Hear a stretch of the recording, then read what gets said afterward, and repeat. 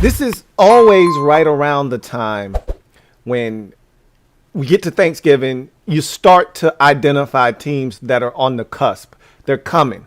And you're like, hey, look out for this team. Look out for that team. And it's also the time of the year when you start identifying teams that, as my guy Atlas likes to say, they're fraudulent, okay? They've been posing as a potential playoff team all season long, and we know who they are. It's like Scooby-Doo. You pull off the mask. The Cleveland Browns? What are you doing? You were trying to sneak in the playoffs. You can't go in there. You're the Cleveland Browns. There's some teams out there that I'm looking at and I'm saying, come on now. You take the mask off. They're parading around as a playoff team. The Vegas Raiders. It's going to be some really interesting things down the stretch of this season. And you're going to get some of these teams playing on Thanksgiving as well. So you're going to get an up close and personal look at some of these teams. But we're going to identify all of those teams today. Because as I like to say, as a wise man once told me, what the Drilly with them though? They ain't banging.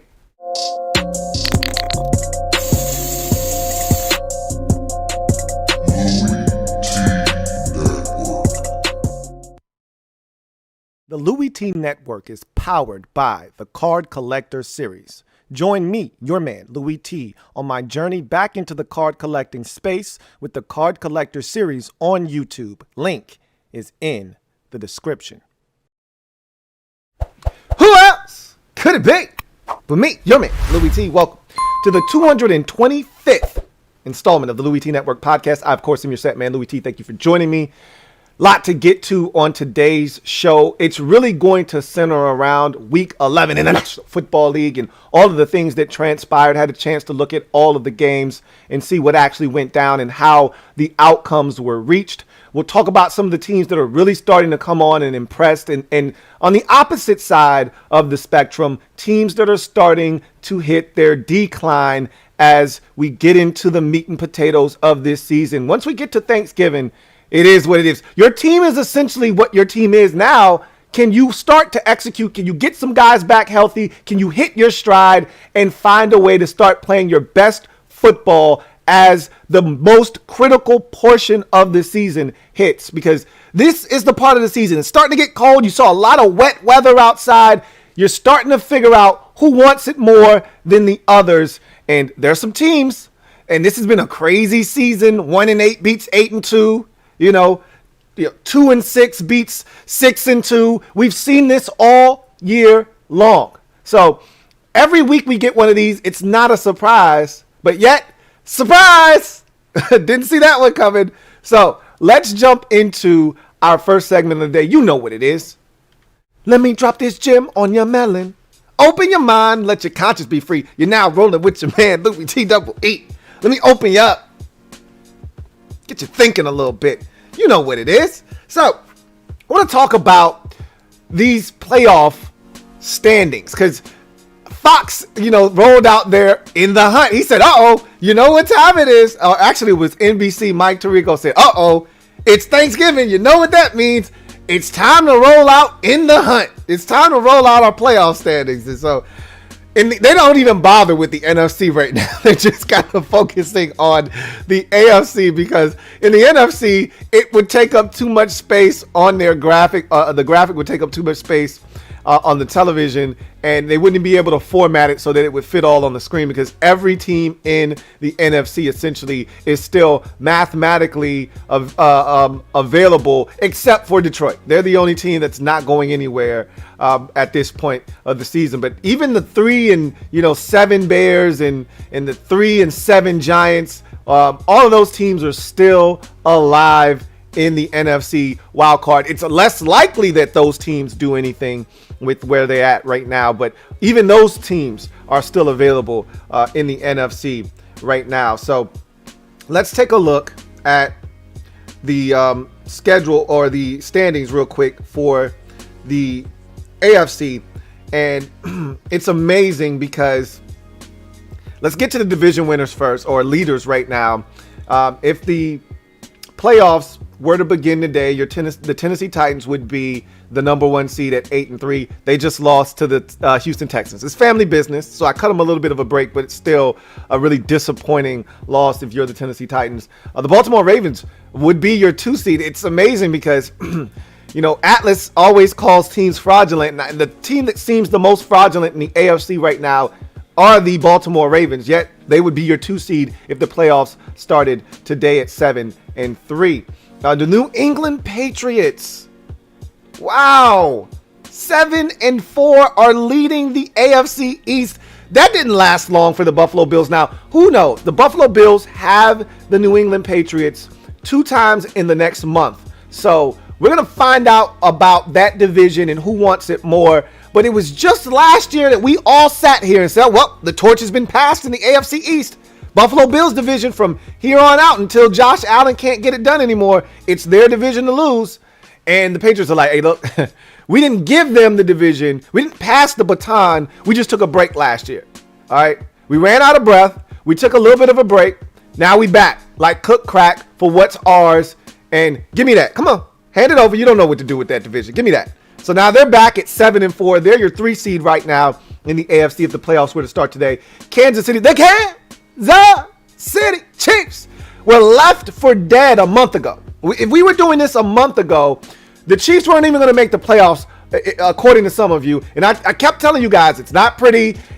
I don't know if they're coming back, if they're going to be the Chiefs of old this season. But I said, I'm not counting the Chiefs out. And I kept saying that over and over and over again. I'm not counting them out. And it's looking a lot different than it's looked in the past with this Kansas City Chiefs team. The defense is starting to step up. And I kept saying, hey, I don't know if this defense is legit.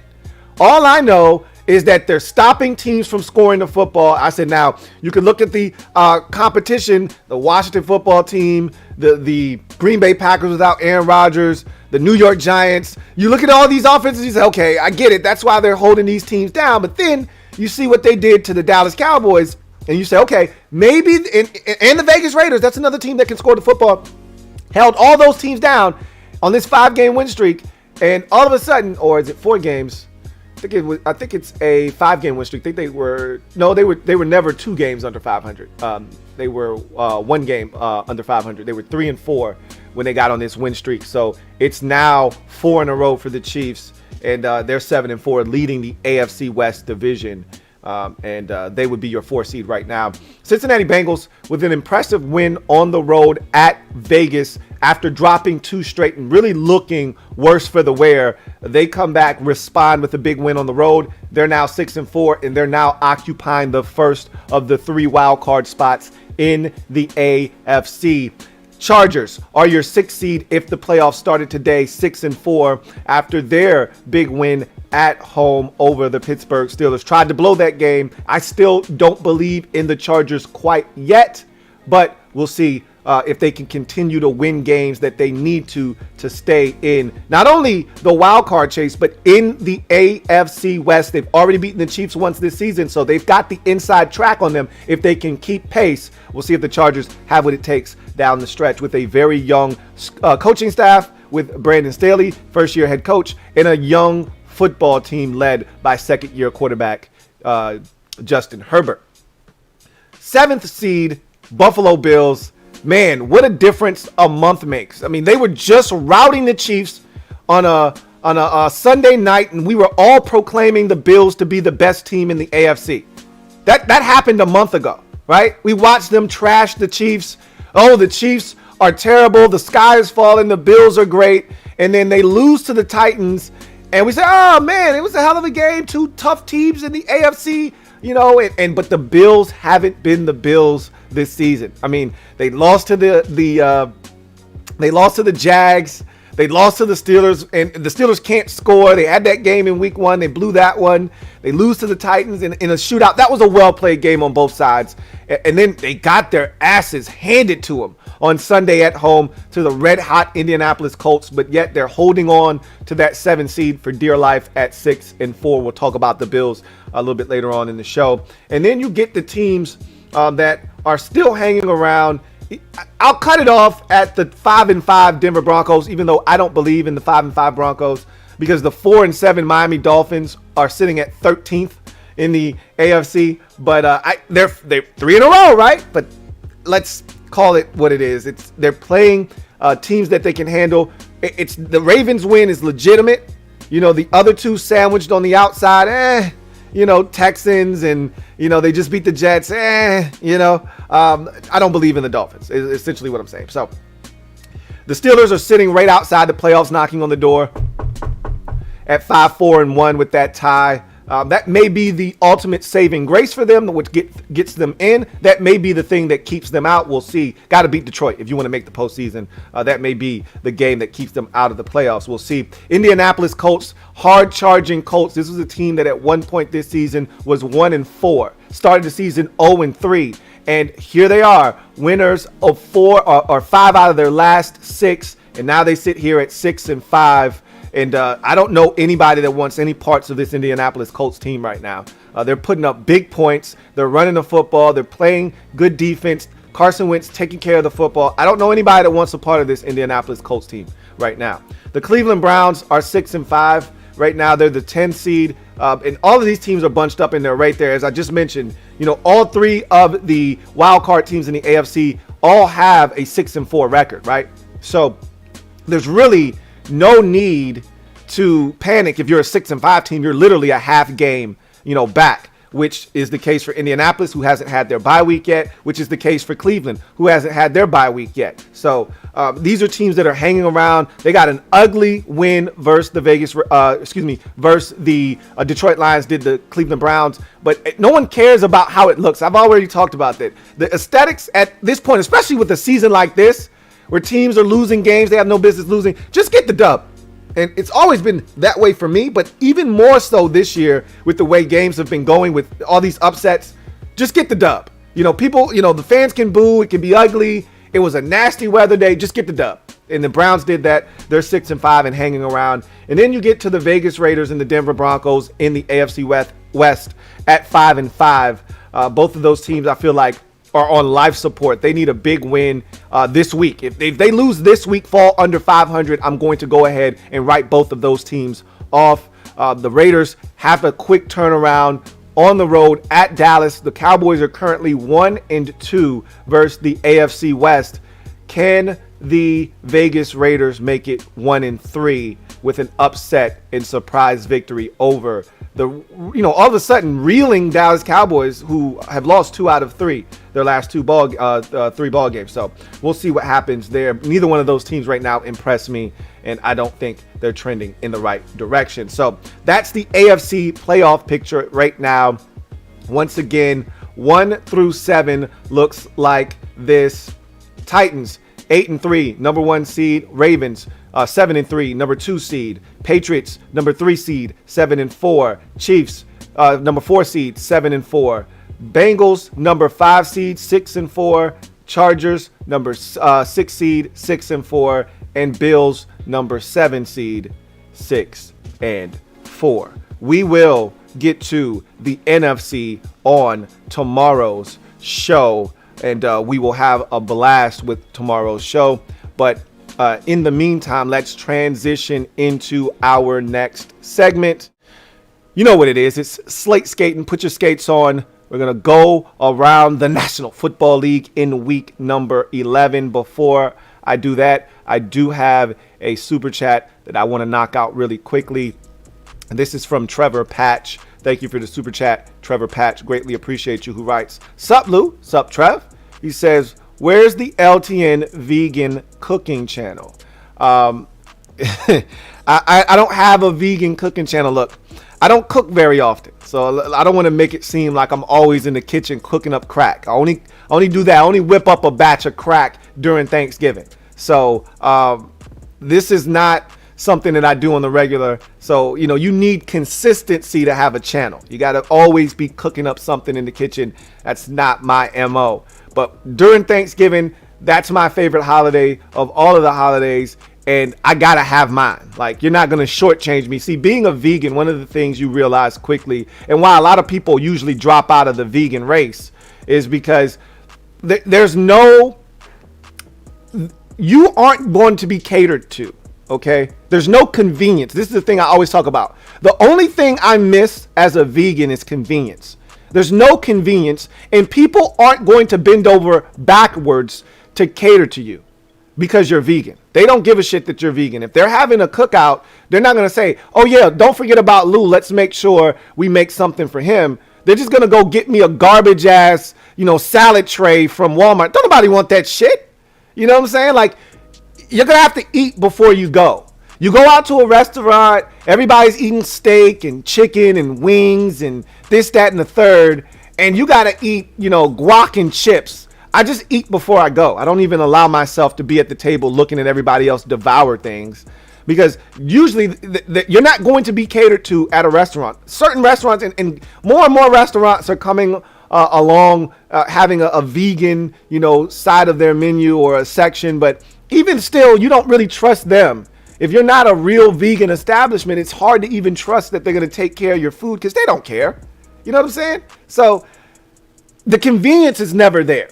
But I have to make sure that I cook myself something so that I eat good. And my wife always makes sure that she holds me down on Thanksgiving. So that's the only time where I make sure y'all not going to be stuffing y'all face with all kinds of food. And I'm sitting here looking crazy, eating, something skimpy off on the side. Now I'm going to have the whole works. I'm going to have my meats. I got 2 different roasts that I'm having that I have every year. I'm going to have my mac and cheese. I'm going to have my greens. I'm going to have my cranberry sauce. I make my own cranberry sauce. I make my own yams. Everybody eats my yams. Not just the vegans. Everybody eats my yams because they're that delicious. Delicioso. Now, I don't brag on a lot of my stuff. My yams are oh man, they're the best. Anyway, I'll put them up against anybody's dish, by the way. Anyway, I digress. Let's get to Slate Skatin. All right, so let's start with that Colts game that I talked about. What a game for Jonathan Taylor. 5 total touchdowns in the game. 1, 2, 3, 4, 5. 5 touchdowns for Jonathan Taylor in the 41-15 rout of the Buffalo Bills. A lot of these games featured some nasty wet weather.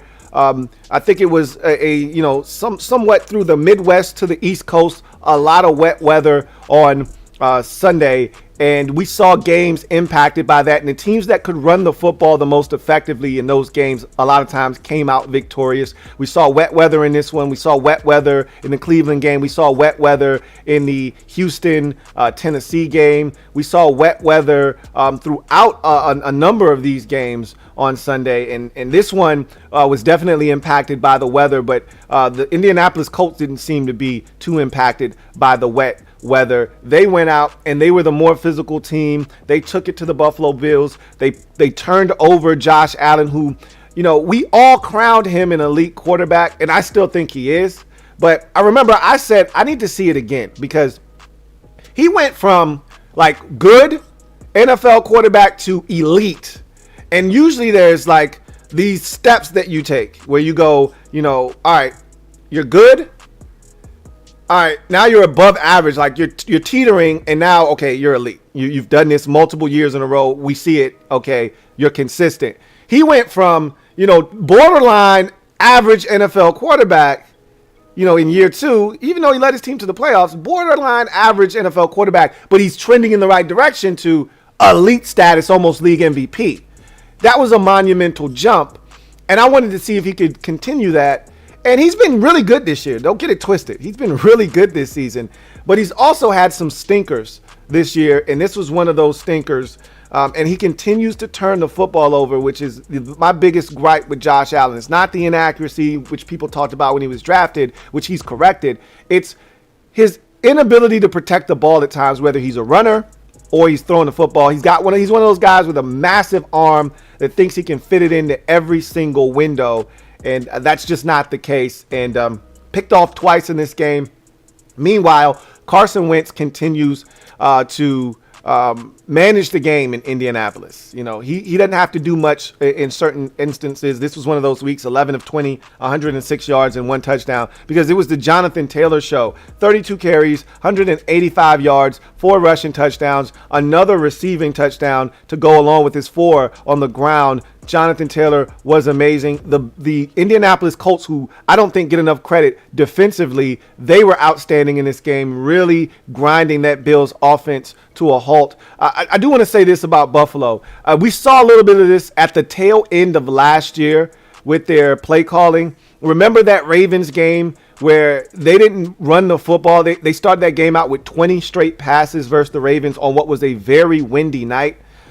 We started to see the trend that is evolving this year, and I think it's starting to get out of control now, where they simply just abandon the run. They want to put it all on the shoulders of Josh Allen, and they're not running the football enough. Matt Breida had 5 carries for 51 yards, and this isn't 5 carries, 51 yards in garbage time when you're getting your ass kicked and the Colts are giving up, 8, 9 a pop because they just want to keep everything in front of them.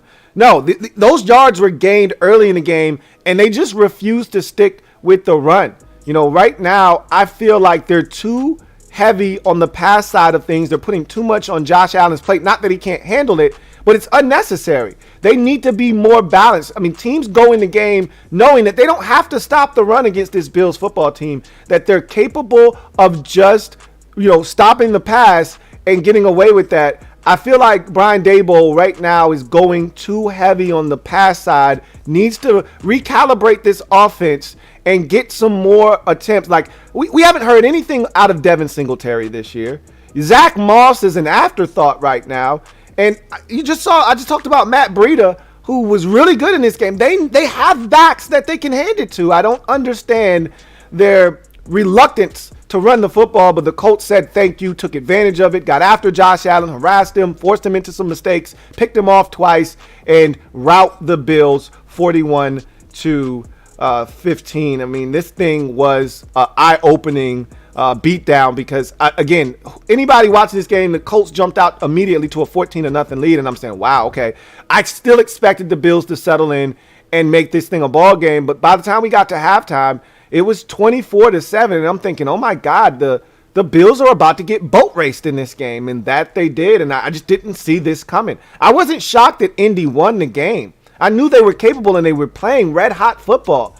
I was shocked at the way they won the game. This was impressive. They're 6-5, and if you're out there, you want no parts of this Indianapolis Colts team. They're physical. They run it. They take care of the football. Their defense is underrated. They stop the run. They played sound defense.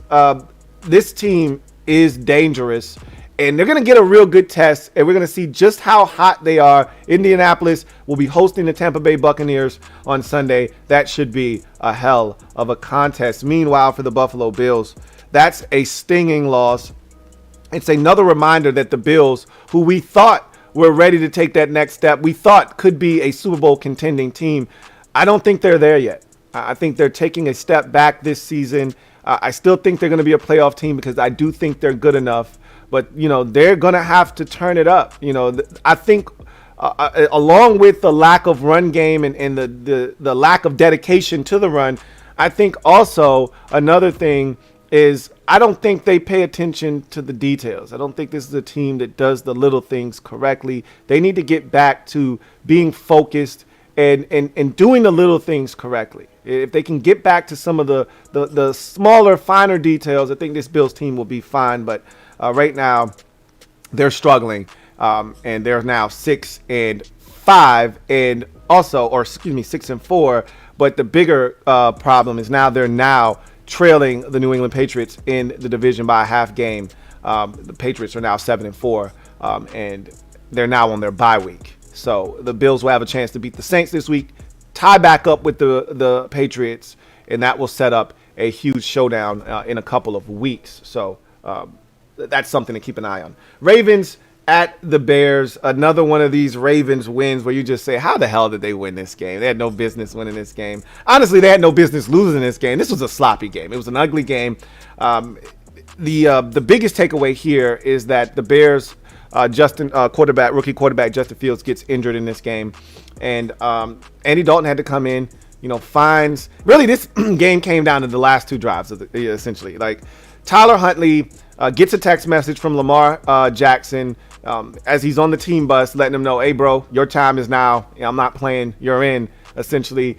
And Huntley comes out and he gets sacked like 87 times. He's running around trying to make things happen with his legs and realizes very quickly, oh shit, this is not the preseason. Like, these boys are really out here, and let me see how many sacks they had. I want to say at least 6. 6 sacks for the Chicago Bears against Tyler Huntley. He was running around. I'm surprised he didn't fumble 2 or 3 more times than he did, because he had the ball out there one hand, loosey-goosey. Never saw the looping around defender from the backside. That's how he fumbled the first time. Almost fumbled like that again. And it was a struggle, man. The run game. This is when the run game in past years would have picked them up. You would have had some dynamic rushers back there, and Gus Edwards and J.K. Dobbins, and they would have run for 172 yards despite not having Lamar Jackson, and they would have won this game comfortably, 23-13 or 26-16. Instead, because there's no Lamar Jackson, because you don't have those dynamic backs in the backfield, you got to eke this one out. And this thing, was trending towards like a 6-3 finish. Like, for the longest time, it felt like we were heading to one of those types of games. And then the Bears score a touchdown, take the lead 7-6, and you're like, ugh. If you're Baltimore, you got to find a way to win this. You can't lose to the Bears. I'm sorry. I don't care who's their quarterback. You got to win the game. And they retake the lead through the Ravens 9-7. And then they come and they got to stop doing this. All right. Wink Martindale, if nothing else, I've said this already, he's consistent. He's going to live by the blitz. He's going to die by it. And we saw him get burned in the opening game of the season versus the Raiders in overtime when he came with a 0 blitz. Marlon Humphrey falls down and you get a walk-in touchdown from 60 yards out from, I think it was Zay Jones, I think. So they come with the 0 blitz. It's 4th and 9. They got Andy Dalton right where they want him. They come with a 0 blitz, and they blow coverage. One of their defenders slips again. I think it was Marlon Humphrey again. And wide ass open is Marquise Goodwin, the track star. So he catches it, jaunts into the end zone, and there's about 2 minutes left in the game. You're like, oh my God, they just blew it against the Bears. Are you serious? They're going to lose this game 13-9. And so Tyler Huntley gets on his horse, makes a couple of plays with his legs, dumps it down a couple of times. Next thing you know, they're in striking distance, but it's 4th and, I think it's 3rd and 11, and they got him right where they want him. I'm like, what are you doing, Chicago? Like, they just turned Samuel Watkins free. He's running down almost like a bench route, sort of like a 7 route, corner route. And he's going towards the pylon, and he's wide ass open. The safety comes over and knocks him out of bounds, but he's down at like the 4-yard line. Like, what are you guys doing? It's 3rd and 11. You've had this offense bottled up all game. Why are you doing something different? Just rush forward, play coverage, and make Tyler Huntley make a throw. He hasn't been able to do it all day. Instead, they come after him. It breaks down. He rolls out to his right, finds a wide open Samuel Watkins. And a couple plays later, it might have even been one play later, he hands it off to Devontae Freeman. He gets into the end zone, and the Ravens steal this one on the road, 16-13. Unbelievable. They've won games like this all season long. I don't know if they can continue to keep this up, though. Seriously. I'm just going to tell you right now, they're one of the teams I'm looking at. And I had a Ravens fan tell me the other day, he says, look, we're in first place in our division. I don't think we're going to make the playoffs. Not only do I don't think we're going to win our division, I don't think we're going to make the playoffs. And I'm like, I don't know. But I can tell you right now, I look at the Ravens, and Lamar Jackson makes a huge difference. And he didn't play in this game. But even with Lamar Jackson, as we've seen against the Dolphins and in other games this season, against the Lions and things of that nature, even though they've been drop passes in some of those games too, even with Lamar Jackson, this offense struggles, and this defense isn't, the defense that we've come to know and love over the years. They got some injuries, and they're still figuring some things out. The bottom line is, I look at the Ravens, and I'm like, I don't know, man. Hey, with the Drilly with them, though, they ain't banging. I don't really know about this Ravens team. I don't know if I'm really rocking with them or not. The jury's still out on them. I could easily see them losing 3 out of their next 4, and I don't know who their opponents are. But shit's going to get tight because they got to play these division games, right? They've only played 2 division games this season. Haven't played the Steelers yet. Got their asses run out of their own building by the Cincinnati Bengals. I think they haven't touched the Browns yet this season, if I'm not mistaken. So they got a ton of division games coming up. I'm interested to see what they do because I haven't been impressed with the Ravens, but they find ways to win. For the Bears, they're 3-7. I don't know if you saw this on socials, but at the Bulls game, the Bulls were getting destroyed in their game last night. And the Bulls fans decided, to hell with the team on the court. They've actually been good this season, have the Chicago Bulls. Let's talk about the Bears. And so they start chanting in the middle of an ass whooping, fire Nagy. Yikes. If you were going to fire Matt Nagy, you should have did it at the bye week, which was last week. So I don't see and I'm hearing people say, no matter what happens against the Lions on Thanksgiving, which they're going to probably beat the Lions, you got to fire Matt Nagy. I'm like, I don't see it happening. Now, if they lose to the Lions, yeah, I think he's fired. But they're going to beat the Lions. I don't see them losing to the Lions, but we'll see what happens.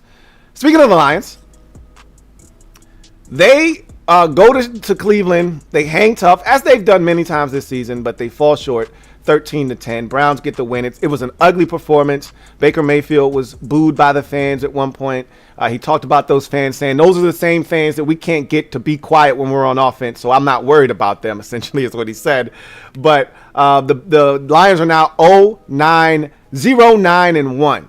Okay, I don't want to be one of those guys that says O when I'm talking about the number 0, okay, because there's a letter O and then there's a number 0, okay, and I always try to explain that to the youth of America. It's not 0-9-1, there's 0-9-1. I don't want to be one of those guys. Can't preach that and then go and do something different. So 0-9-1 are the Lions on the season. They fought, but Chubb was just too much. And here's the thing about teams like Cleveland in inclement weather, which this game featured a ton of rain, especially in the second half, is when it gets wet, when it gets cold, when it gets nasty out late in the season, and you know what's coming, can you stop it? That's the thing that I think gives teams like Cleveland a chance. I still don't believe in their offense because I don't believe in Baker Mayfield and the weapons that they have. I've stated this already. I don't love what they have, and everybody wanted to get rid of Odell Beckham Jr. And I'm like, but you don't have any real weapons now. Donovan Peoples-Jones, when he's been healthy this season, has been a dynamic guy that they can push the football down the field to. But the heart of their football team lies right with their run game, and Chubb was outstanding after not playing last week due to COVID. He was back for 130 yards on the ground, and none were more important than that final drive where he essentially took over the game. That offensive line and Nick Chubb took over the game when it was in the balance because the Browns were on the ropes. They were teetering, and the Lions smelled blood, and they were like, hey, we could get this thing. We get a stop. We get the ball back. We can beat these bastards. But they weren't able to get that stop, down the stretch. I think they ended up punting, and I didn't love the decision. So there was a little stretch there. This is why, bad teams stay bad. There was a stretch there. They did some, bad teams do bad team shit. I always talk about that. And the Lions, they're next level, So the Lions do Lions shit, and it's second and 9, and they fumble the snap, and they lose about 8 yards. It's 3rd and 17, right? And they're right around midfield. And they run a draw with 3 minutes left in the game. And I'm like, bro, try to get, and they were in Browns territory. It was like the 48. It wasn't like they were deep in Browns, but try to get 9 to 10 yards and see if you can't kick a field goal to tie this bitch up. Don't run a give up draw for 4 and punt. What are you doing?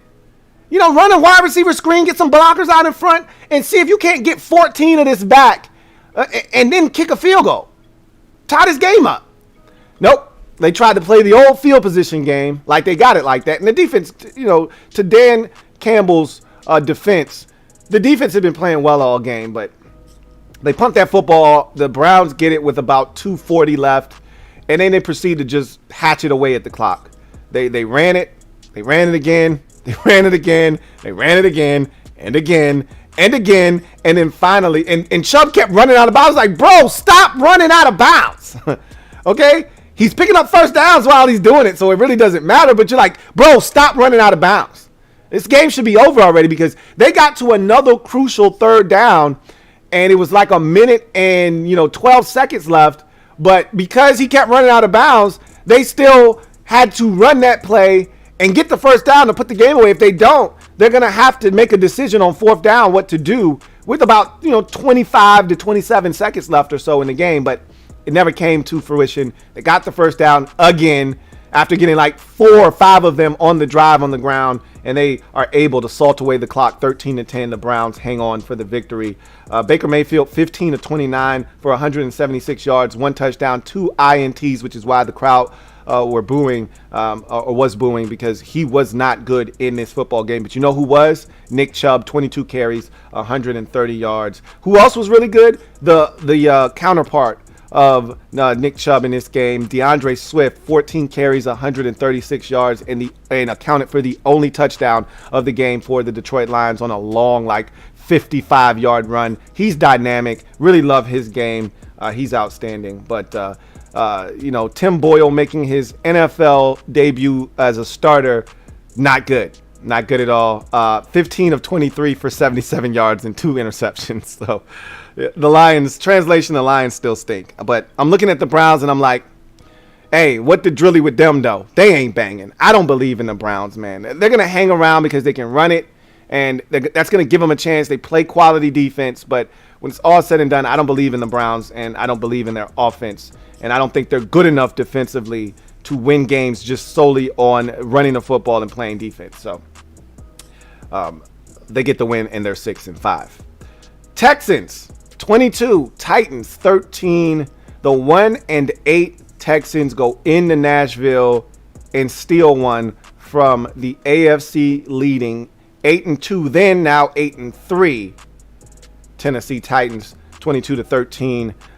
This is family business, AFC South variety, so I'm not going to get hung up and caught up in oh my God, what an upset. Yeah, it was an upset, but that's what family members do. And let's keep it a buck, right? Can we keep it a buck with each other? Because that's what we do here on the Louie T Network podcast. If Tyrod Taylor's been healthy this whole season, they're not 2-8. Can we agree on that? They won their first game of the season. He gets injured in week 2. They were either leading or tied with the Browns in Cleveland at the time of his hamstring injury right before the half, and then they lose that game and proceed to lose 7 more thereafter for an 8-game losing streak. So let's just agree on one thing. If Tyrod Taylor's healthy, they would have won 3 or 4 games by now. So while they're 2-8 now, Tyrod Taylor healthy gives them a chance every single week. They still aren't a great team, so they're going to lose more weeks than not. But they're a better team than their record indicates, because Tyrod Taylor is now back under center. So while I'm surprised, because the Titans are the superior team and they need to find a way to win. When you're a good team and you're playing a bad team, you find ways to win these types of games. And the Titans, they simply weren't able to do it. Ryan Tannehill was awful in this game, right? And this is what I talk about when, you've got these, and I've said this before, and you've heard me say this before, and you're going to hear me say it a bunch more because it's true, okay? The Titans and the Vikings are the same team. They're just in different conferences, okay? That's it. They're the same team. They're splitting images of one another. They both have dynamic run games with dynamic running backs, with some stud receivers on the outside when healthy, with a quarterback that is a distributor that can make some plays, but isn't capable of carrying a team on his back, right? They're the same damn team. Defensively, you don't know what you're going to get from week to week. You can get a really good defensive performance. You can get a subpar defensive performance. You really don't know. They're the exact same team. One just happens to play in the AFC. The other just happens to play in the NFC. And I always say this about those two teams. They can beat anybody in the league, as we've seen the Titans do this season, and we've seen the Vikings do. They can lose to anybody, as we've seen the Vikings do, and we saw the Titans do in this game. And they've already lost to the Jets this season as well. So we know that this is the Titans' MO. Speaking of which, they just released Adrian Peterson today. Adrian Peterson. Safe to say his career is over now. That was the last opportunity that he was going to have. And you hate to see a legend go out the way that he did, but it is what it is. Tyrod Taylor managed the game as only Tyrod Taylor can. 14-24 for 107 yards. Tyrod Taylor will never wow you with his numbers, but you know what he did do in the red zone? 2 rushing touchdowns. That's where he hurts you. That's where he makes this Texans team viable. And they ran it when they needed to run it. But really the story of the day was the Texans defense really bottling up this Titans offense minus Julio. still feels like we've been saying that all season long, that he's been out for much of the season, which is why no one really wanted to trade for Julio Jones and give up what it was going to take and pay him the money that it was going to require being paid, because he hasn't been healthy of late, and it's continuing this year. But the real story is Derrick Henry's out, because you can survive without Julio Jones. The Titans have done it pretty much all season long. A.J. Brown, left. He was in the game, then he was hurt, then he was back in the game, and he was dealing with some things. He got banged up a couple of times. I don't think he finished the game. They've been down this road before where they haven't had either one of their stud receivers. But when you've got Derrick Henry, you still got a chance. They don't have Derrick Henry, so now you're relying on Adrian Peterson, who now is cut, Deontay Foreman, and they had one more guy, number 40. I can't remember his name off the top of my head, but he was huge for them in this game. You're relying on all these random guys to try to give you what one guy was giving you in Derrick Henry, and that's now you're relying more on Ryan Tannehill. If Ryan Tannehill throws it 52 times in a game, you lose. I guarantee you. I don't have to know how the game went. If I just look at the box score, you can hide the score from me, but I see that Ryan Tannehill threw it more than 40 times. If he's thrown it over 50, it's a guaranteed loss. If he's thrown it more than 40, you probably lost the game. He threw it 52 times in this game. That's a loss. 35 of 52 for 323, one touchdown, four INTs for Ryan Tannehill. That was the story of the game. Every time they had a chance, he threw a back-breaking pick, got picked off in the red zone by Grugier Hill, got picked off in the red zone again twice, as a matter of fact, got picked off by the former Titan who they traded for last year from the Chargers, the punt returns / corner specialist. Forgot his dang on name right now, but matter of fact, I'm going to go get his name because he was huge in the game. He had 2 interceptions. Did King, Desmond King, and he was huge in the game. And Tyrod Taylor's 2 rushing touchdowns leads the way as the Texans beat the Titans 22-13. Big win for the Texans and their head coach David Culley. Just excruciating loss, but the Titans will be fine. They're going to make the playoffs. I just don't expect them to advance very far unless Derrick Henry returns. And as soon as he comes back, he's King Henry. He can't come back. First of all, they need the number 1 seed. That'll give them more time for Derrick Henry to come back. They need the number 1 seed. I don't know if they'll be able to hold off all the teams that are behind them, because I could see them losing more games this season. You know what I'm saying? But we'll see what happens. Speaking of, the Vikings and the Titans being the same team, here are the Minnesota Vikings doing what the Vikings do. Winning at home against Green Bay. They've been the one team in the division to give Aaron Rodgers problems over the years. They get the win 34-31. This was a fun game to watch. The 2 quarterbacks kind of dueling late in this ball game. Kirk Cousins takes his team down the field, and they score, a touchdown, take the lead. Aaron Rodgers then comes right back down the field. The very first play from scrimmage on the next possession, right before the 2-minute warning. And I actually thought they scored too quickly, which I thought that the best bet was to go down, score a touchdown, and leave little to no time left, go to overtime, and then I felt like you would have the momentum and win the game. But no one's ever, at the end of games, you're not looking to, you want to do that, but when you got a chance to score a touchdown, you score a touchdown. That's just how it goes. Because you can get all the way to the 1-yard line, first and goal from the 1 and not get in. Nothing's guaranteed to you. So you get a chance for a 75-yard touchdown strike on the first play, you take it. And that's what they did. Rodgers hooking up with Marquez Valdez-Scantling. And just like that, boom, it's tied up at 31 apiece. And I'm thinking, oh my God, Aaron Rodgers is going to do these boys again. And it seemed like it. And, I was waiting for all the Kirk Cousins bashers to come out of the woodworks. Kirk can't get it done in the clutch. He's a choke artist. He throws a pick, what appears to be a pick, heading into the 2-minute warning. Darnell Savage seems to have come down with the football. It's Packers ball. If this is a pick, the game's over. The Packers are going to win this thing, right? We come back from commercial break. They've overturned it. The Packers defense is on the field. They show the replay. And as he's trying to gather himself with the pick, the ball does jar free. It's incomplete. It's Vikings football. They dodge a bullet. And then he proceeds to take them down the field. And there were a couple of throws in there that were dicey. The hero of the Thursday night win over Arizona, had a chance at a pick. He runs the comeback to the sidelines for Adam Thielen. He's right there in position. I'm trying to think of his name, the ex-West Virginia corner drafted by the Eagles. I can't think of his name. I'm going to look it up because I'll keep trying to think of his name if I can't get it. Rasul Douglas.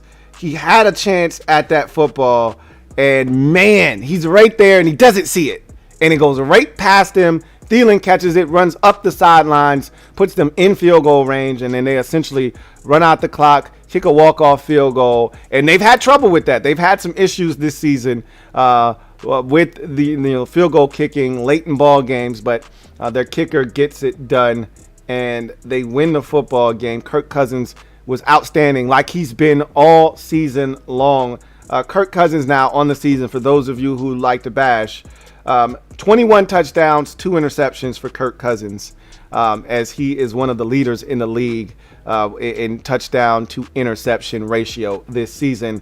24 of 35 for 341 and 3 touchdowns, outdueling Aaron Rodgers for the win at least. Rodgers, not bad on a bad toe himself, 23 of 33 for 385 and 4 touchdowns. But the defense wasn't able to get the stops when necessary. So this is when Packers fans that want me to give them a chance say, hey, just give us a chance to get our guys back healthy.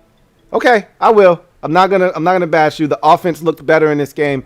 The defense didn't come to play. That was the problem in this game. So maybe getting Jair Alexander, maybe getting Zadarius Smith back and company gives you a chance.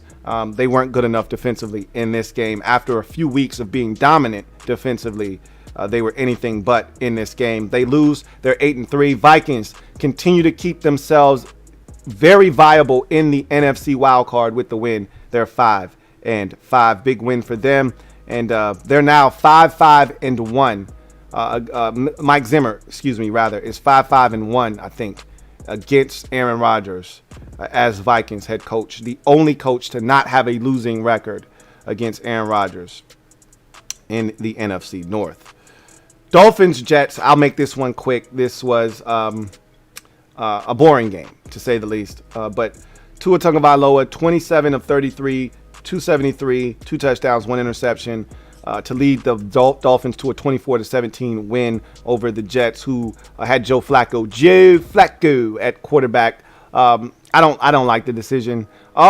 We don't want our young quarterback exposed to what Lamar Jackson was exposed to. He can handle the blitz more, so we'll start him. No.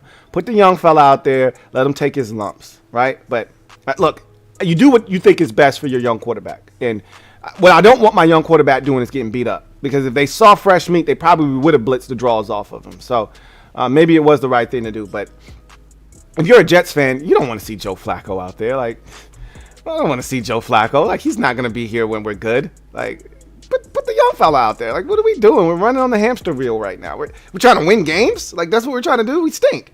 Like, put the young guy in there. Let's see what he can do. Anyway, Joe Flacco was solid. He gave him a chance. The real story of the game for me, and the biggest takeaway of the Jets, is Elijah Moore. This is the guy that I told you I thought could win the Offensive Rookie of the Year. I told you he was one of my favorite receivers in the draft. 8 catches, 141 yards, and a touchdown. He was phenomenal, and he gave the Jets a chance in this football game, but it was not enough as Tua Tagovailoa. They had some defensive breakdowns, did the Jets. One play where Mac Hollins is just turned free. Nobody's guarding him. I mean, he catches this football. They're in a Jet defender within 12 yards in any direction of this guy. Like, what are we doing? How do you turn this guy free down the sidelines and give them a free touchdown, essentially? But outside of that, this is a competitive game, but the Dolphins did enough, made enough plays to win. That's their 3rd in a row. They're now 4-7 after starting the season 1-7. We'll see if the Dolphins can continue to play hot football or not. I wouldn't bet on that, but good win there. Jets are now 2-8. Saints at Eagles. The Eagles are coming on. The NFC East as a whole is getting interesting not because the Eagles and Washington are putting pressure on Dallas, not yet at least, but because those teams in the division are gaining confidence. I believe more in Washington because of their wins than the Eagles. The Eagles haven't, to this point, I don't think they've beaten a legitimate team yet this season. They beat Carolina, but it was the Sam Darnold-led Carolina Panthers. They beat the Denver Broncos, but the Denver Broncos are 5-5, and that's cool. Nobody believes in Denver, right? But the Denver Broncos have done some things, and that was an impressive win on the road. So I'm not going to take anything away from them. But they beat Atlanta. Atlanta stinks, especially in week 1 when they were trying to find themselves. They took advantage of them. They beat the Lions. And now they beat the Saints with Trevor Siemian. I'd love to sink my teeth into the Trevor Siemian-led New Orleans Saints because Trevor Siemian sucks. He stinks. And I've said this already. They've got to get Taysom Hill in there, and he's dealing with an injury himself. But Siemian doesn't give him a chance to win. He's just not good, okay? And they didn't plan for this to happen this season. You know, they didn't plan for Jameis Winston to be out with a torn ACL. They didn't plan for Taysom Hill to be nursing an injury and for Trevor Siemian to have to try to get them wins. But that's where they are right now. And he's just not good enough. He stinks. And the Eagles took advantage. The Eagles have done, I got to give them credit. They've done a good job of taking advantage of limited offenses this year.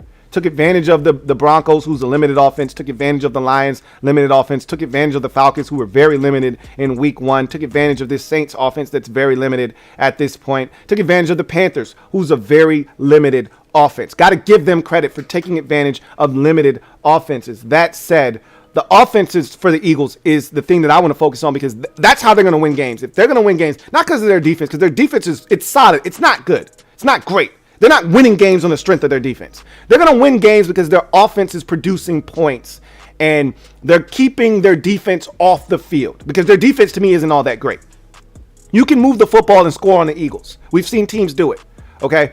So I think their offense scoring points the last couple of weeks, and they got some help from the defense last week with the, and they got some help from the defense again this week. Darius Slay has been ridiculous. He's going back to big play Slay status after the scoop and score last week and the pick 6 this week. He's been, I think this is 3 straight weeks he's produced a turnover for them. He's been outstanding this season overall. And Jalen Hurts is starting to rev it up. But, it's what they're doing on the ground, really, that is the story in Philadelphia. They went from being allergic to running the football to now having the football being run their staple. And on this success that they've had, winning 3 out of their last 4, I believe, it's the ground game that has been the catalyst for their turnaround this season. Or it might be 3 straight for them, as a matter of fact. Lions, Broncos, and now the Saints. No, it's 3 out of 4. They lost to the Chargers in between that. So at the end of the day, they're running the football. Miles Sanders, 16 carries, 94 yards. Hurts is going to pour in another 40, 50. Let's see how many Jalen Hurts probably poured in another 60, 70 yards rushing on the day. Hurts, 18 carries, 69 yards. I told you he's a bona fide running back at the quarterback position. So he pours in his 70 yards, and you look up and they've rushed for another, 200 yards. And this is a Saints defense that was among the best in the league at stopping the run. But this is the thing. Jalen Hurts adds another dimension. You got to now defend the quarterback and win. It's the same thing with Lamar Jackson. It's the same thing when Robert Griffin III was in his heyday. With Colin Kaepernick, same thing. When he was in his heyday. You have to now defend that quarterback, and it really stresses that end. And now, if that end, whatever he does, you make him wrong.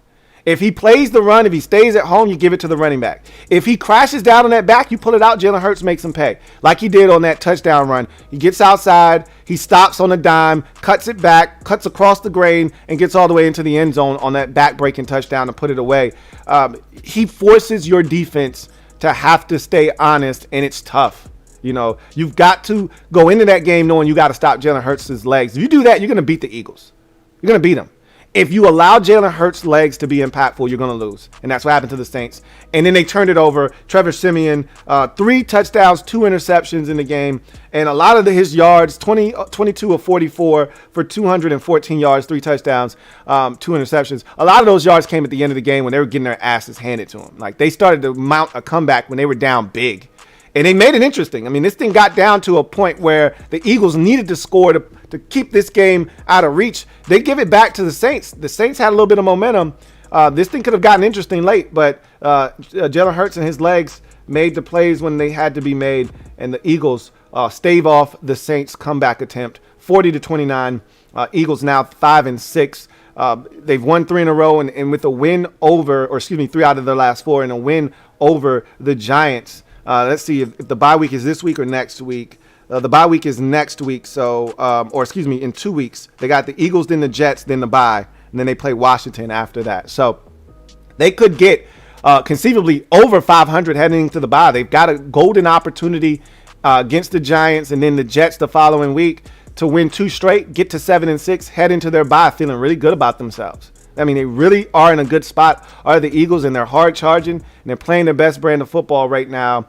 Meanwhile, the Saints, they stink on offense with Trevor Siemian. I don't know if it'll be, Taysom Hill to the rescue or not, but they're hurting on offense, and their defense is suffering because of it. Their defense is being put in some compromising positions because of their lack of offensive ability right now.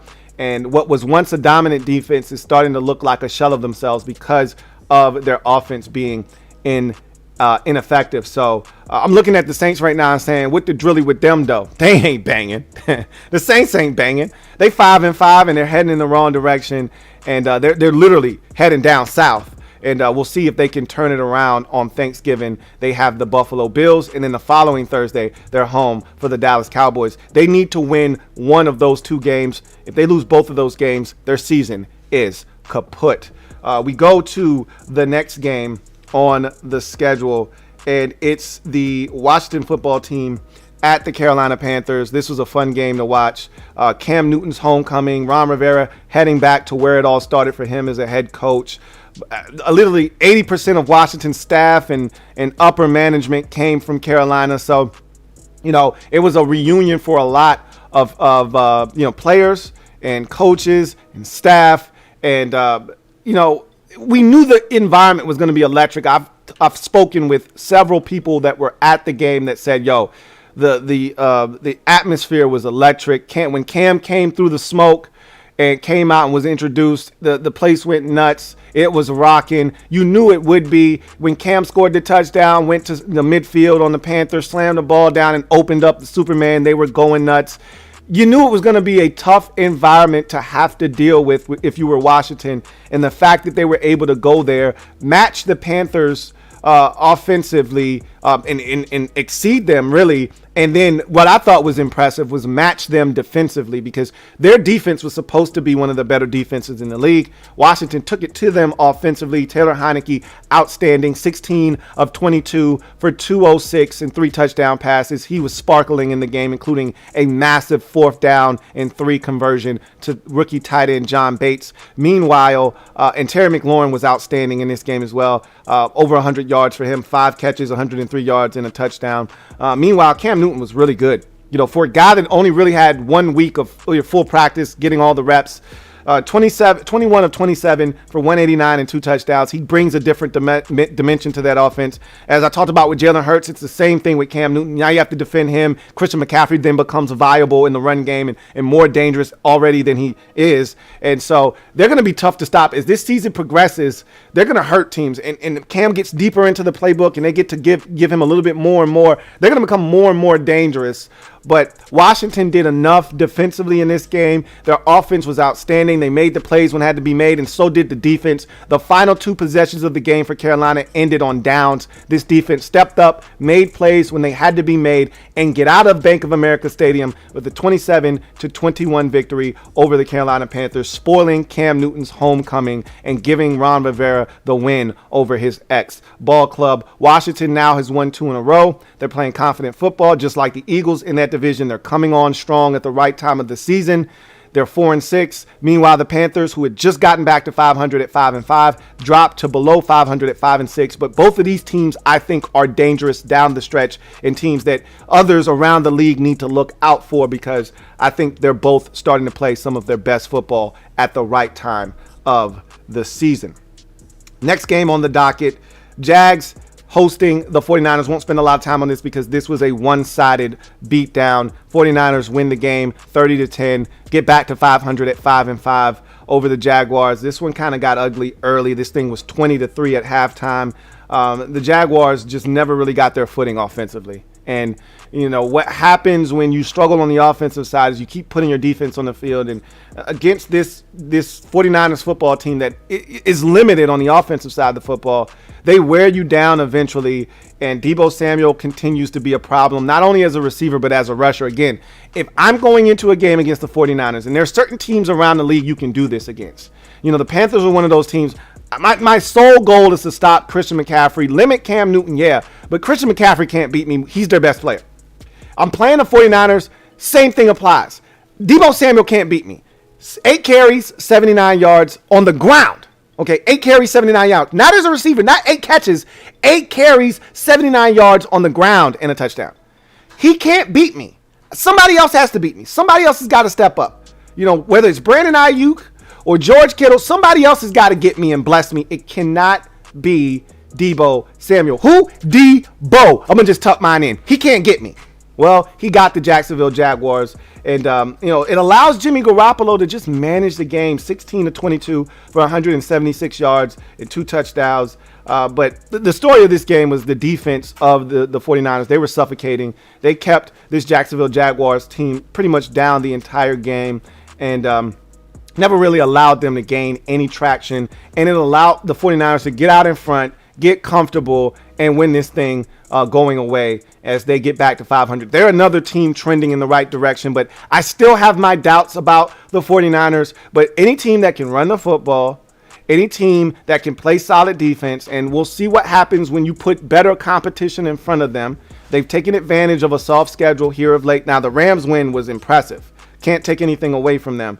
But they've taken advantage of some teams, Jacksonville, and I think they won a game against a lesser opponent the week prior to the Rams game. And they beat the Bears a month ago. So those are the two. They got steamrolled by Cardinals without Kyler Murray, and then they beat the Rams. So we'll see what they do. The Vikings going to be interested in the Seahawks after that, then the Bengals after that. We're going to find out if the 49ers are for real over the next 3 weeks or so. For the Jaguars, 2-8. They're competing, but they're just not good enough. And so they dropped this game. They're now 2-8. Bengals at the Raiders. Bengals, big statement win for them on the road against a team that they're trying to, leapfrog in the standings in the AFC wild card. They get it done. Do the Bengals 32-13. Now the score is a little misleading. Now, this was a really close ball game. This thing was 16, to 13, I believe. It was 13. Yeah, this thing was 16-13. Yeah. Raiders scored touchdown. Foster Moreau, corner of the end zone, touchdown. Raiders right back in this thing at 16-13. This thing was 16-13 in the fourth quarter, right? Like with 12 minutes to go in the ball game. So this score is a bit misleading, but then the Bengals take it down the field, score a touchdown. Then Derek Carr throws a ill-advised interception, and then the Bengals take advantage of that, score another touchdown, and then you get another stop, and then boom, a field goal. And so this thing got out of control late. It got away from the Raiders late, but the Raiders offensively are struggling. To put together consistency. That's their problem right now. Is they're an inconsistent ball club. They're not doing the little things that they were doing well earlier in the season. I don't think there's the attention to detail, in the run game and setting up plays and then, getting things off of it. It was good to see Darren Waller get back to, doing Darren Waller things, 7 catches, 116 yards. He's the reason I think him and their slot receiver are the two guys that I think give them a chance against Dallas on Thanksgiving, because I don't think Dallas is going to have an answer for Darren Waller, and their slot receiver Hunter Renfrow is a guy that I think could give Dallas some problems as well. But Hunter Renfrow wasn't a big enough part of the offense. Like when Gruden was calling the plays, Hunter Renfrow was going to get 8-9 targets. Like they were going to get him the football. Waller was going to get his 10, 11, 12, 13 targets. And they knew where their bread was buttered. Right now, it seems like they're kind of getting away from, and that's what I'm talking about, the attention to detail, knowing who your guys are and getting them the football. They're not doing that. They haven't been doing that the last couple of weeks. And really, I thought Cincinnati, on the opposite side of things, they did a really good job of getting Joe Mixon involved because they had been struggling offensively of late in this 2-game skid that they had been on. They were struggling, and they went back to the basics. Okay, we're putting too much on Joe Burrow's plate. Let's scale it back a bit. Let's get it to Joe Mixon and let him do a lot of the heavy lifting. 30 carries, 123 yards, and 2 touchdowns for Joe Mixon. He was outstanding in this game, including the game essentially clinching touchdown as he put this game away with a nice long, like 7-yard touchdown run. But the Bengals are legitimate. However, at 6-4, and they're in the playoffs, as we talked about earlier in the show, if it were to start today. And I think they're going to ultimately make the playoffs. They're good enough defensively, and they're good enough offensively with the weapons. They just got to keep Burrow healthy. It was a scary play in this game where he gets rolled up, and then in comes Max Crosby late, and he's holding his knee at the end of the play. I'm like, oh my God, get up. Ultimately did get up and finish the game. And hopefully he's okay. If he's upright at season's end, I think this Cincinnati Bengals team is in the postseason. Meanwhile, the Vegas Raiders, again, I'm looking at them. Hey, what the Drilly with them, though? They ain't banging. You know what I'm saying? They heading in the wrong direction. They're 5-5. They're losers of their last 2 or 3 straight. This is a team that we see this from them every year, it feels like, where they start off fast. They look like they're ready to turn the corner. They've had adversity this year. I mean, you can understand why they've been struggling, but they've lost 3 in a row now. That Giants loss was the beginning of the end, I feel like, for them. If they want to keep their season alive, they have to beat Dallas on Thursday. They lose to Dallas on Thursday. They're really reeling. That'll be 4 straight losses, and then they'll be taking on Washington the week after that. So we'll see what happens. They need a win in the worst way. They drop 4 straight, drop under 500, they're dead. They got to beat Dallas on Thanksgiving, and I don't think they're in a position right now mentally to do that. Meanwhile, Cincinnati gets the win. They're 6-4, snaps their 2-game skid back in the win column at 6-4. The game of the day, or at least it was supposed to be, Chiefs, the Kansas City Chiefs, hosting the Dallas Cowboys, America's team, Jersey boys. 19-9 is the final score here. This is what the Chiefs games have been looking like of late. You know, sans for the Raiders game on Sunday Night Football last week. This is what their games have looked like, okay? 19-9 in this one, 13-7 against the Packers, 20-17 versus the Giants. Like, these are the scores that they've been winning by of late. But the 41-14 thrashing of the Raiders last week was an anomaly. This team right now is playing defense. That's their calling card. We never thought we'd say that, especially after the way they started the season. They were one of the worst defenses in football early in the season.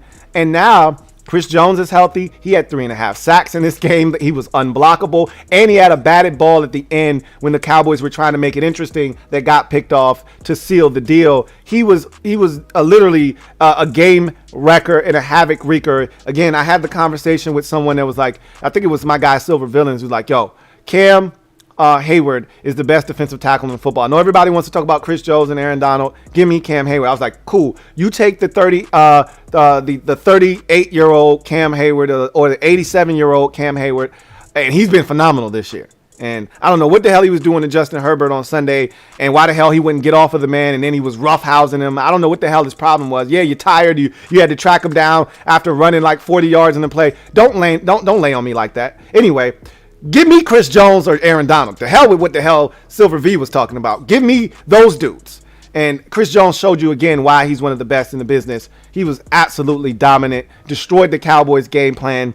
And the Cowboys, when they implode, It's usually when they lose like this and they don't score points, it's usually a lot of self-implosion. Drop passes, overthrown balls, guys injured. They struggle at tackle when Tyron Smith is not in the game. Reportedly, he'll be ready for the Thursday night or Thursday afternoon tilt versus the Raiders. That's news because Max Crosby and company and Yannick Ngakoue would have had a field day if he wouldn't have been on the field, but sounds like he'll be back. They may be without both of their starting wide receivers, though. If it's one position the Cowboys are deep at, though, it's receiver.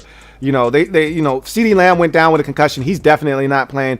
Amari Cooper did not play in this game, and with the quick turnaround, he may still be out on Thursday. We'll see what his status is for the game. But they got receivers. They got Michael Gallup. You know, they got Cedric Wilson. Now, the kid from Ohio State, the blocking wide receiver, he had about 3 drops in this game. Cedric Wilson had a drop in this game. They couldn't make plays, but all in all, the receiver position is going to be just fine. They've got depth there. Dak Prescott wasn't his sharpest. Overthrew a guy open down the field, and he's been doing that of late. And like I said, the drop passes were an issue. But at the end of the day, and he was picked off twice. The interception right before the half was egregious. You can't make that throw. You can't get picked off in that spot. You were in a position to get some points. Can't make a mistake like that. It was a great play by the corner there. But you can't throw that interception. But the corners for the Chiefs, Rashad Fenton and L'Jarius Sneed have been playing their asses off this season.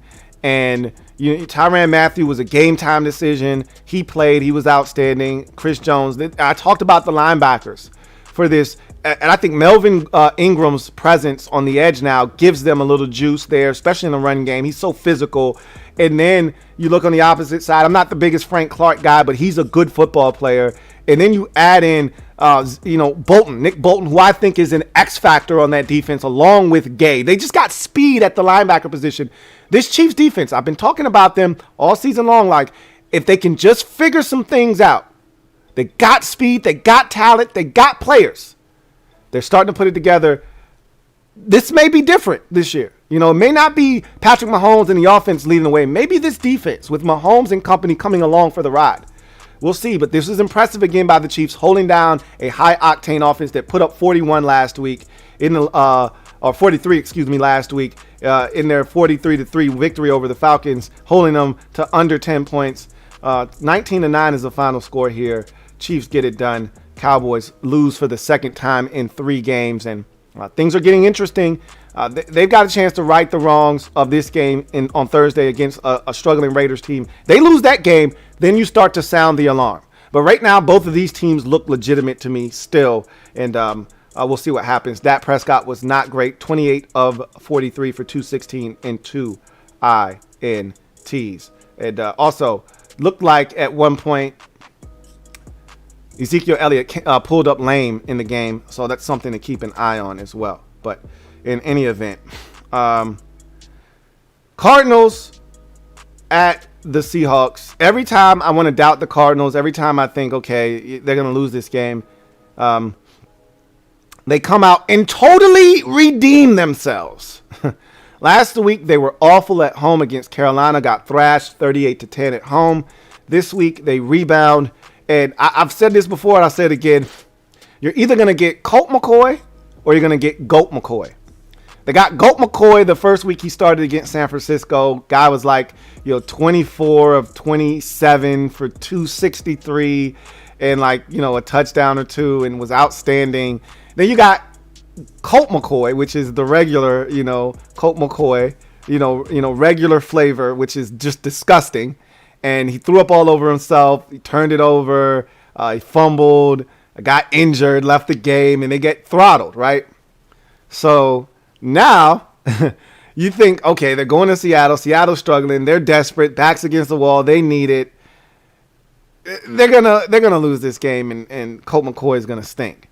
This is the second year in a row Colt McCoy, in a backup capacity, goes on the road and defeats the Seattle Seahawks. He did it last year as a member of the New York Giants in one of the biggest upsets of the season, and he did it again with this time with the Arizona Cardinals, and he was outstanding in this game. He was literally Colt McCoy. Like, Colt McCoy was making plays. This wasn't like game manager, Yes, there were a lot of checkdowns and some dinking and donking going on, okay? That's Colt McCoy's game, okay? He's a soft tosser. However, I can't count how many times he broke a tackle, made a guy miss, extended a play, and found somebody. They even ran a quarterback draw, a QB draw, and he picked up some good yardage on it. And, Colt was, capping on a read option, and he just made plays. He dropped a snap, picks it up and throws a touchdown pass to Zach Ertz. Like, Colt McCoy was a playmaker. He was Goat McCoy in this game, and he outdueled Russell Wilson. I mean, Colt McCoy, 35 of 44 for 328 and 2 touchdowns. He was legit in this game. Meanwhile, Russell Wilson, 14 of 26 for 207. Their offense, Shane Waldron stinks. Their offense is awful. Their offensive line can't protect. Russell Wilson is under siege. He doesn't feel comfortable. Guys aren't getting open. They don't have a run game to lean on, so it takes pressure off of him. And the defense, it's better than it was earlier. Remember, their defense was terrible early in the season. They're better now, but they're not getting any help, and they're not good enough to carry the team. So Zach Ertz has been a huge, I told you when they got him, that's a huge acquisition. He was fantastic in this game. 8 catches, 88 yards, 2 touchdowns for Zach Ertz in the win. AJ Green, it's AJ Green. Adriel Jeremiah Green was outstanding in this game. 4 catches, 78 yards. He made some big grabs as well. And the guy that I wrote off and said that he was trash, and oh my God, I don't know why they signed him in the offseason. James Conner continues to prove me wrong and make me look like a dumbass. He was outstanding again, 21 carries, 62 yards, and the game-sealing touchdown at the end after a Jamal Adams pass interference penalty put it at the 1-yard line.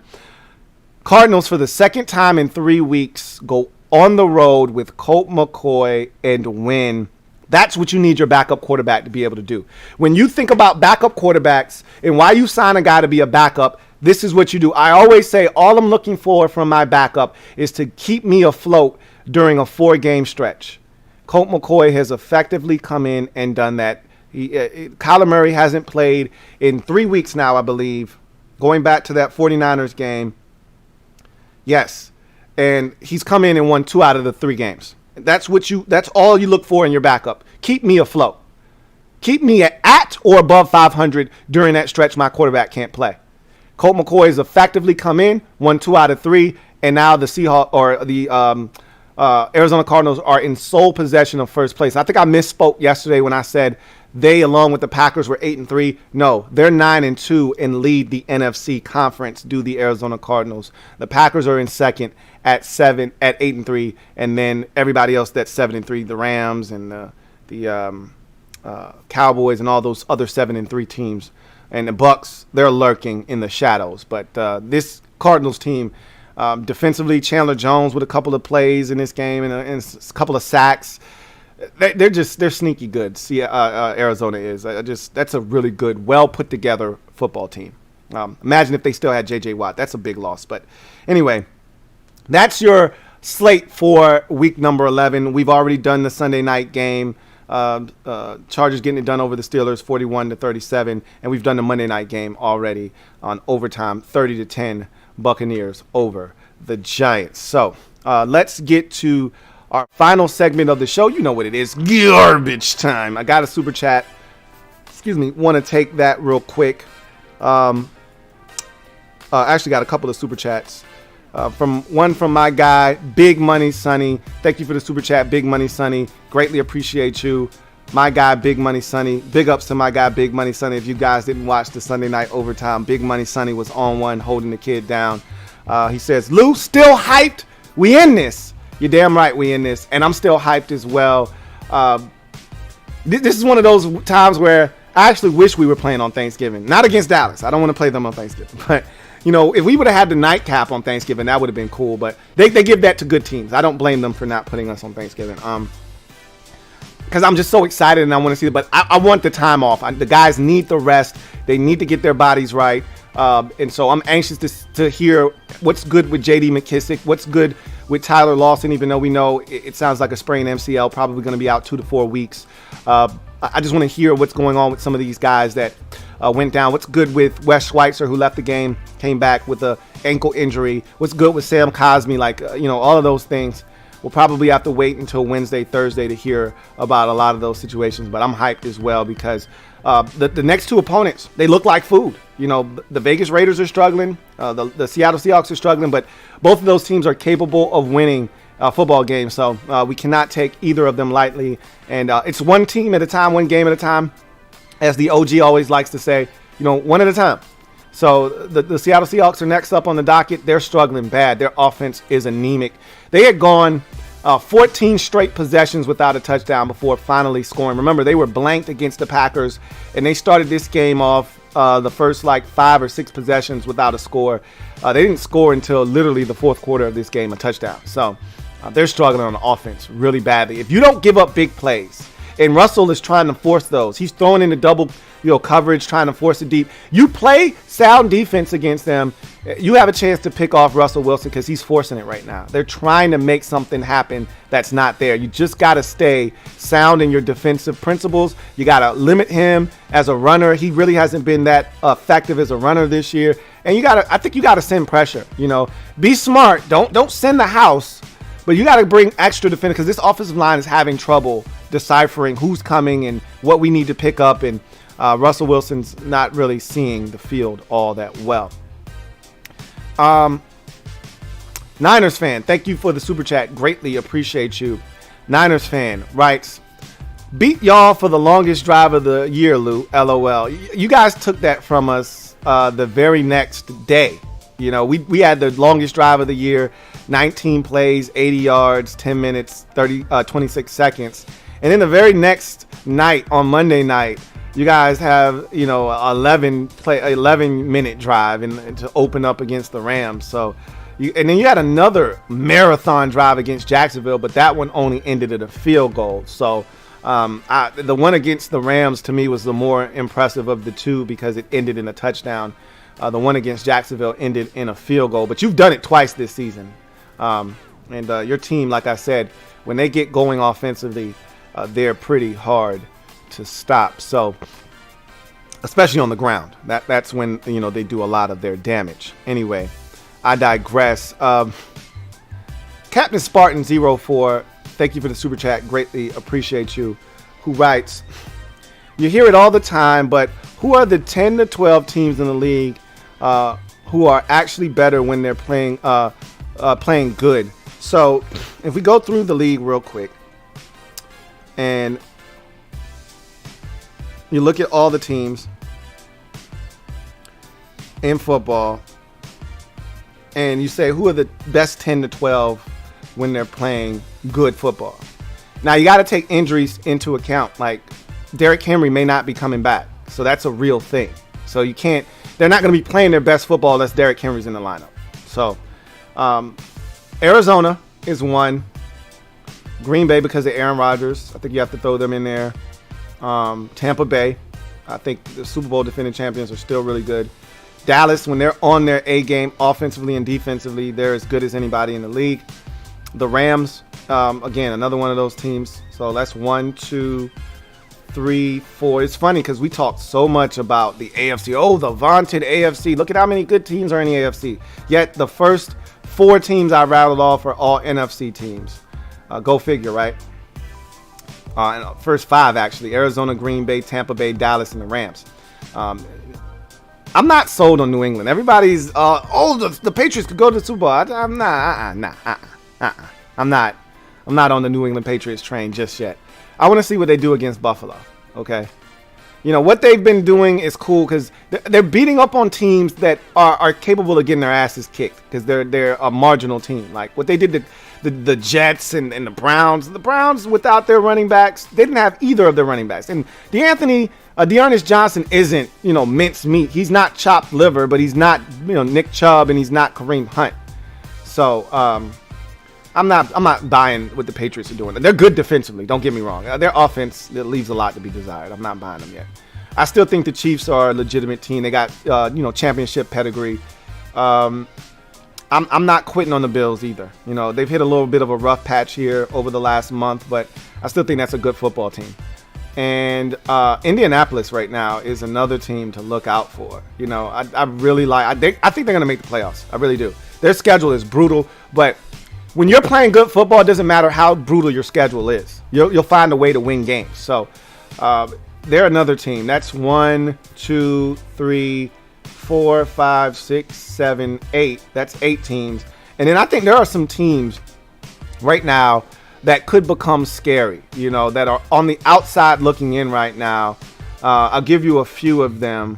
San Francisco is a dangerous team. If they can find a way, I still don't like them offensively. I don't love them as an offense.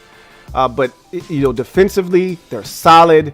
And then when they get you in situations where they can get after the quarterback, I still have questions about their secondary. But San Francisco is interesting. Philadelphia is interesting. They're starting to come on. They're gaining confidence. I can sit here and talk about who they've beaten. It doesn't matter. What winning does is it builds confidence, and it doesn't matter who it comes against. It builds confidence. They're starting to gain confidence, and they're going to gain more confidence if they beat the Giants. They'll have the Jets after that. They can get to 7-6. They're becoming dangerous. Washington becoming dangerous. 2 wins in a row over 2 quality opponents in Carolina and Tampa Bay.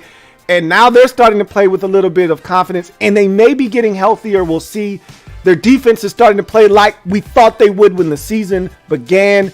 They're becoming dangerous. And Carolina is another team I just wouldn't sleep on right now. With that defense, what they're capable of defensively, with Christian McCaffrey finally being healthy and Cam Newton getting stronger and stronger and learning more and more of that playbook, I just think they're going to be able to tap into more, because really DJ Moore and Robbie Anderson have been, essentially non-factors the last, month to 6 weeks of the season because of how bad the quarterback play has been. As Cam gets more acclimated, as they open up the playbook more, I think they are able to do more with those receivers, and that offense becomes more dynamic. So if Cam can take care of the football and they play the defense that we know they're capable of playing, I think the Carolina Panthers could be a dangerous team down the stretch of this season. That's another team I would look out for as well. But 1, 2, 3, 4, Minnesota. I don't want to leave Minnesota out. That's another team. I think they're kind of lurking in the shadows a bit. I told you they could lose to anybody, but they're capable of beating anybody. That offense is legitimate. And the defense, I worry about it from time to time. I don't love their defense, right? But that offense can go toe-to-toe with anybody when they're locked in. When Dalvin Cook's healthy and Kirk's dialed in and they're protecting him, it's hard to stop that offense. So Minnesota's another team. So counting it up, Washington, Carolina, Philadelphia, that's 3. San Francisco 4. Minnesota 5. Indianapolis 6. Buffalo 7. Cincinnati's another team I want to throw in there. I really like Cincinnati. I like their defense. I like what they can do. I still think their offense is very young and sometimes capable of being a bit skittish. And Burrow's still a young quarterback, so he's prone to making some mistakes sometimes. But I like the makeup of that football team. They're 7. The Chiefs are 8.